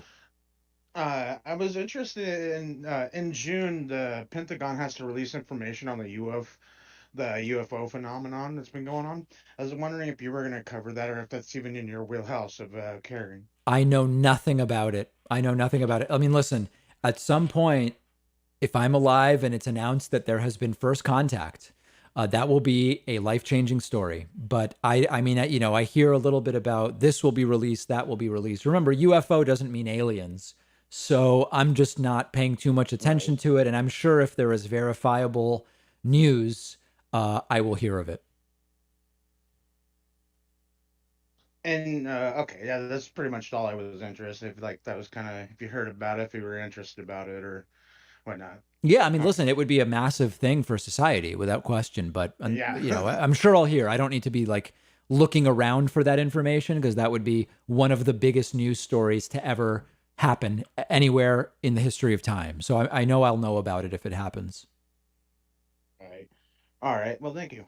All right. Dank from Washington. Appreciate it. Let's go next to Austin from Illinois. Or maybe it's Illinois from Austin. I don't know. Yeah, you're right. It's actually pronounced Illinois. There's a silent E on the end. So Beautiful. I've got a question about uh, carbon tax, carbon pricing. Is there any appetite, like in the United States, for it? Because it would be a very efficient way of meeting a lot of the goals we have on the environment. I think there's an appetite. So let's see how I can say this. I think there is not an appetite for something called a carbon tax, but I think there is an appetite for the idea of having to pay in proportion to the amount of pollution that you create. Yeah, because if okay, now this is a big if. Yeah. If the Republican Party acknowledged the risks of climate change, it would be a very fiscally conservative way of approaching it. It's kind of free market. Yes. I think it could be something that could be gotten behind if they acknowledge reality. I agree with you completely. Yeah, I just think that it's the issue of carbon tax just on name alone is something that the right would oppose massively. Yeah, totally agree. And then something a little different. Are you familiar with strong towns at all? No. It's a grassroots, like, urban planning, like local involvement thing. They've got a founder that he talks a lot about infrastructure, Charles Marone, and I think he could be interesting if you could get him on the show, just from a local infrastructure perspective. He's a little conservative in a classical conservative way in some of his approaches, but I think he's a very interesting voice. All right, I will look into it. This is the first I've heard of it. I will investigate. All right. Thank you. All right. Thank you very much. Okay. Thanks, everybody. That's going to do it for calls today. Really strong stream today. And I so appreciate everybody who joined me. People who hated that I talked to Destiny, I'm sorry. People who liked it, thank you. And, so on and so forth. So that's going to do it for me today. But we're going to be back before you know it. And I am sending greetings of peace and love from the new bunker, which is not really a bunker. It's kind of the opposite. It's very airy and nice. All right, everybody. See you soon.